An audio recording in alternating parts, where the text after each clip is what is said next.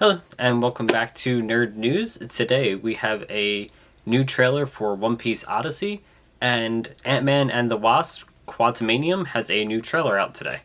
Let's get started. First up, we have One Piece Odyssey. The new trailer looks pretty good. Game looks like it's going to be an open-world RPG. It appears like there's going to be turn-based battles, which is cool. That's not something you see often in like these anime shonen fighting games type games. Shonen anime games. And it looks like it's going to be really story-driven. You can swap between characters. Characters have different interactions throughout the game. It looks like it's going to be heavily story-driven, which is good. That's what I like to get out of my anime games. I know a lot of people just like them to be, like Fighter Z and just straight fighting games, but honestly, I want to feel like I'm playing the anime, so this is a little bit more interesting for me. Definitely going to pick this up when it comes out in January. Next, from Pokemon, we have a new trailer, sort of live. Not entirely sure what it is, although it appears to be based around a ghost Pokemon. According to their Twitter post on this, you can see that they do a short little video that has a Gengar jump scare for the narrator in the video. We'll find more about this. We'll find out more about this today at 9 a.m. But at the time of recording this video, we're not really sure, so we'll be talking about that in Wednesday's Nerd News. Hopefully they show a new Pokemon or a new Palladian form, but it's always good to get more Pokemon information. The games are just under a month away, so really looking forward to just like 3 more weeks to go. Can't wait. And next we have an update to Master Duel's craftable cards. So more banned cards will be able to be crafted in the game starting October 28th, so just a couple more days. You can get Metamorphosis, Mirage of Nightmare, Phoenixian Cluster Amaryllis, Lavalval Chain, number 16 Shockmaster, Soul Charge, Elder Entity Norden, and Elder Entity Azathoth. So this is pretty cool. This mostly just helps with like past formats and stuff, which aren't the most playable on Master Duel because of erratas and just changes to the way card mechanics work. Things like only one field spell being on the field at a time, or the lack of priority, or just erratas to older cards. There's just a lot of changes that have taken place over the course of the years of Yu-Gi-Oh! So some of these cards don't really work the way they used to work, which makes them a little bit more complicated to play. But that really only counts for like Mirage of Nightmare and Metamorphosis. Lavalval Chain, Shockmaster, Soul Charge, Norden, and Azathoth are all relatively new cards. I mean, within the last like 10 years or so. So most of the rulings that exist for them are still relevant today. It's relatively the same game. So allowing people to play with these cards specifically opens up some past formats. I believe the wind-up format is now pretty much available with the introduction of Shockmaster.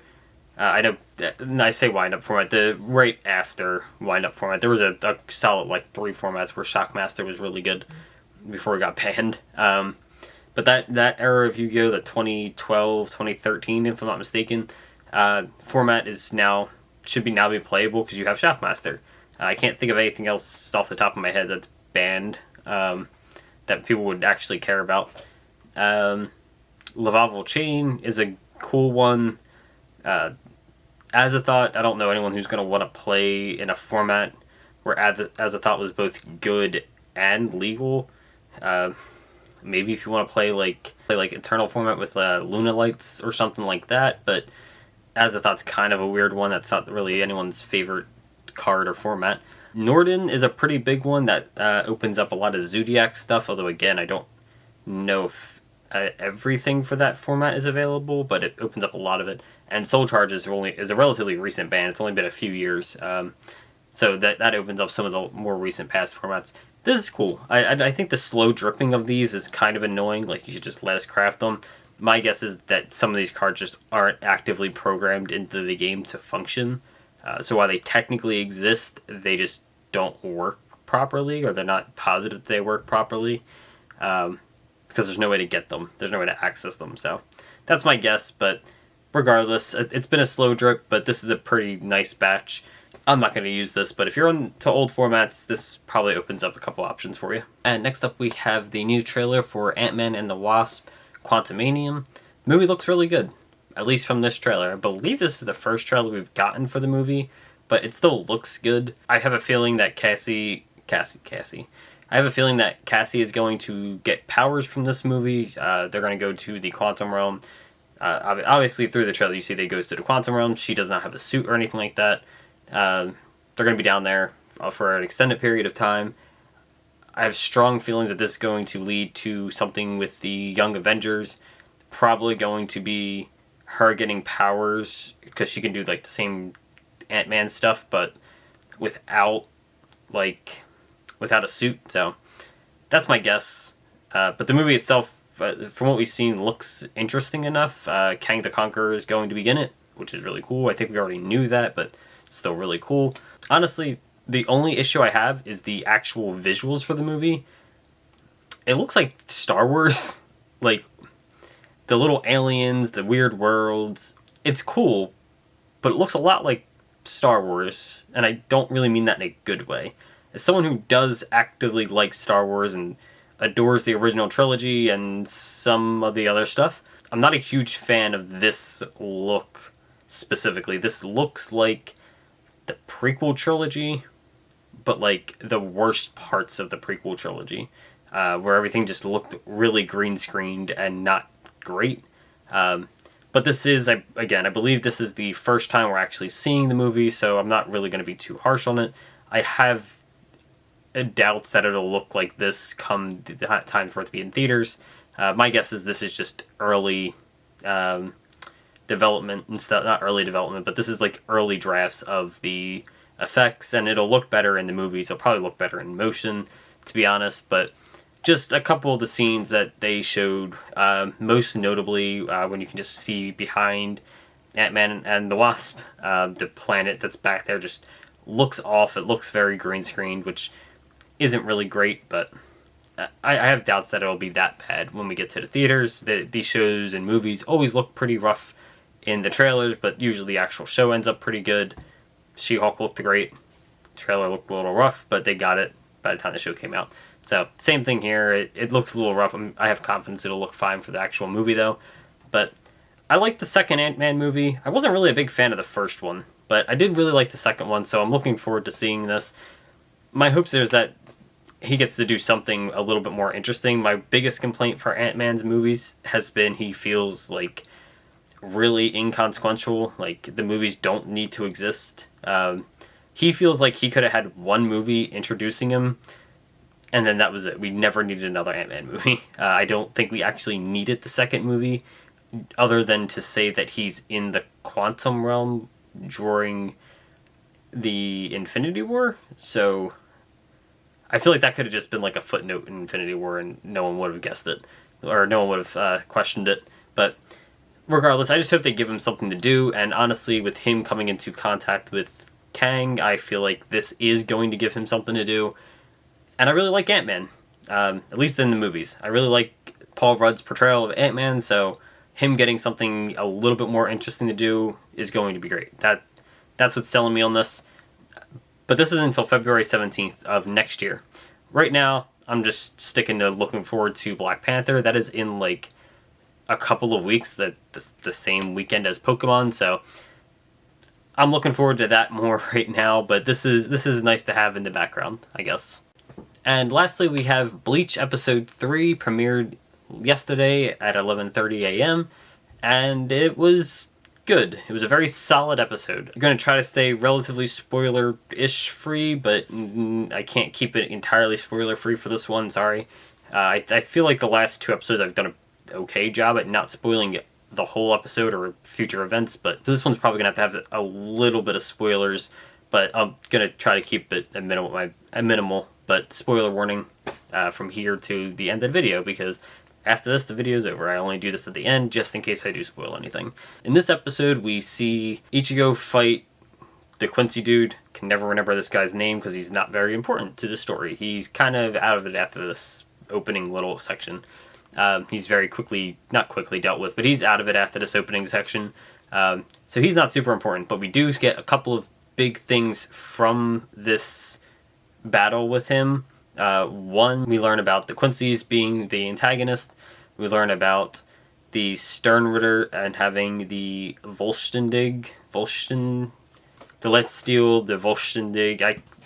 I'm not German, I'm not pronouncing these names right. So we learn about those two things, which are basically the same thing. So for context, it is the thing Uryu uses against Mayuri in the Soul Society arc, but that's the Let's Steal. It's the same concept, but that's like an old way of doing it, whereas the Volstendig is the new, more modern way that comes from His Majesty, Yuhabak. So that's basically what we learned from this, and that's kind of his primary goal in the arc, is just to introduce us to some of these concepts in a straightforward manner where there's not a whole lot else going on. It's just Ichigo and him, and you get to see some of these things happen. Some of the other things that happen in this battle, the Tribestia summon Ion again, which is really, really cool. I didn't think we'd actually see Ion in the series after he was killed by Yamamoto, but we do. And I mean, obviously I knew this from the manga, but getting to see him again was really cool, because honestly, for a stupid character, he still made quite the impression, at least for me. I think he's cool. Just a rampaging beast that goes around and destroys things. It's interesting. Mostly just in like a fun Carnage kind of way.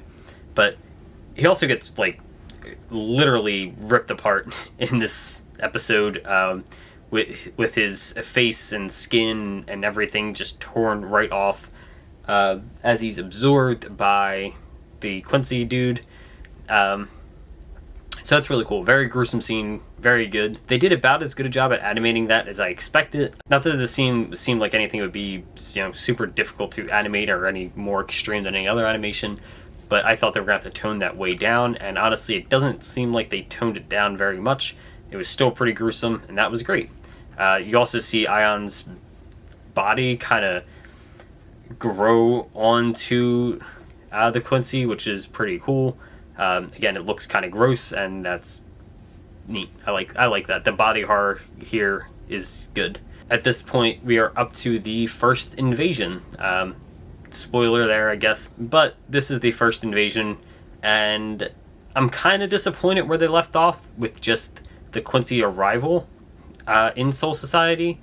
However, they did show one of the scenes I was really looking forward to getting, and they did it very, very well, which is when they first arrive, and that is as soon as he arrives, he guns down Izuru, Kira, the third division's lieutenant, blows a hole literally just straight through a chunk of his body, taking off his arm, and it was bloody and gory, and his arm's just laying on the ground. He did not get a chance to do anything, and I like Izuru. I think he's one of the cooler lieutenants that just doesn't get a lot of screen time.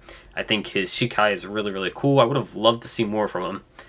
However, this scene is fantastic because this doesn't really happen in manga to begin with, but it doesn't happen at all in Bleach, where the bad guy just shows up and just massacres people. And he does, while Izuru is the only one who's really named in this scene that gets killed, we see about 5 or 6 people just get absolutely obliterated without even breaking a sweat from Basby. So that's really cool. Basby using his burner finger to blow a hole through Izuru sets up a little bit of stakes for this, where sure, Izuru is not the most relevant character. He's still a named character, a somewhat big character, especially coming off of the fake Karakura Town arc, where he had a pretty big scene against the bird dude. So it was cool to see him come back, and like you think he's gonna do something, and no, he's just immediately killed. It was good, and that's pretty much where they end the episode. So not my favorite ending, because it's just the arrival, they show him kill him, and they end it. And I get, as someone who hasn't read it yet, I can see why this is probably a pretty good ending, in that it leaves you like, what the hell just happened? You want more, and that's good. That's always good for an ending. My problem is I really want more, and because I already know what happens, this is like a tease for what is going to be one of the best scenes in Bleach, probably in the next episode or two. So like in the next couple of weeks, one of the best scenes in Bleach is going to happen, and I cannot wait for it. While this is an exciting scene, I was really looking forward to both this and the Aeon fight happening. Those are significantly lower on my list compared to something else that's going to happen, and that other thing is going to be very soon, so it's really not that big of a deal. I still say the episode was great. A solid 4 out of 5. Fantastic episode. No real complaints. My only complaint is that there just wasn't more to watch. I could watch this... Honestly, I could just sit here and watch the entire series from beginning to end without a problem, so that might just be me, or just as someone who's read it. I'm just really looking forward to seeing some of these things animated, and while we got a couple of them in this episode, I really just want to see this first invasion happen, because one of my favorite scenes in the series is in this first invasion, and I just cannot wait to get to it. So, good episode. I just want to see more. And I mean, I will next week, so it is what it is. Thanks for watching. Don't forget to like, comment, and subscribe down below. We'll be back tomorrow with more nerd news. Let me know what you thought of... Let me know what you think is going to happen in the Pokemon trailer coming up at 9 a.m. I will not be watching it until a little bit later in the day, so... Sag. But let me know what you think. Let me know what you think about the Ant-Man trailer or anything else we talked about. Thanks for watching, and I'll see you tomorrow with more nerd news.